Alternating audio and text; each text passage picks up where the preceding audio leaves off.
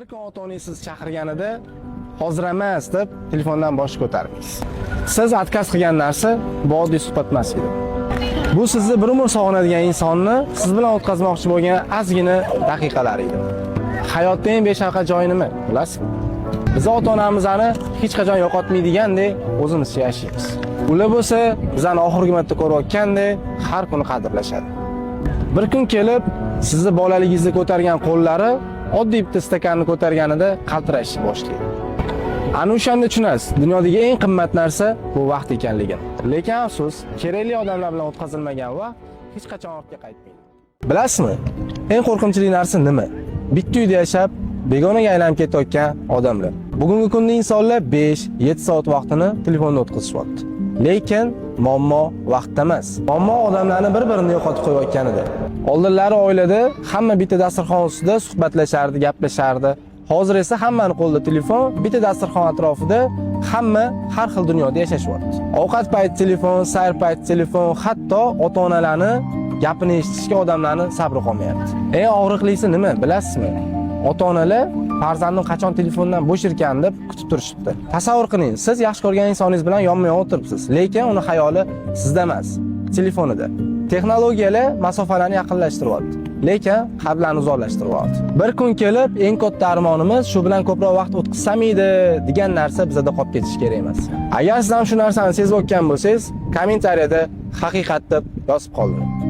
Otamga baland ovozda gapirganimni ko'rgan otasi o'rtog'im menga esimga tushib.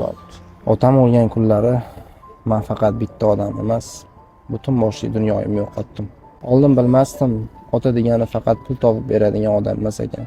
U uyga kirganida iching tinch bo'ladigan hissiyot ekan. Hech kimga aytolmagan dardingni iching yutib qo'yadigan sabab ekan. Otam bor degani ishonch ekan. Endi bo'lsa har safar yiqilsam, ichimda bitta ovoz chiqadi.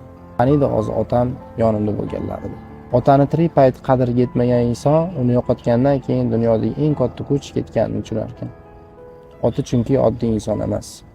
Bu sani orqangdagi tog', sen yiqilsang ushlab qoladigan qo'l, sen jim tursang ham dardingni sezadigan yurak ekan. Otang borlar, iltimos. Bugun otanglarni quchoqla. Bir kun kelib, boshqa imkon bo'lmay qolsa, sog'inib yig'lashing mumkin.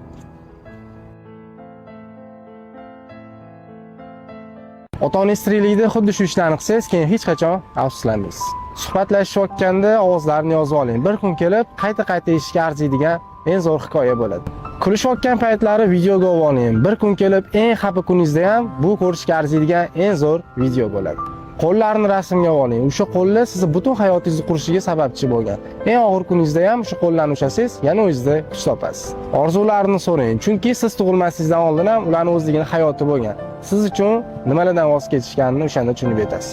Ularning eng yaxshi ko'rgan kinolarini birga ko'ring, chunki bir kun kelib o'sha kino ularning eng yaxshi xotiralarini sizga gapirib beradi. Jim turib ular bilan birga vaqt o'tkazing. Telefonni chekkaga surib qo'ying, chunki eng yaxshi sovg'a bir xil payt jim turish ham bo'ladi.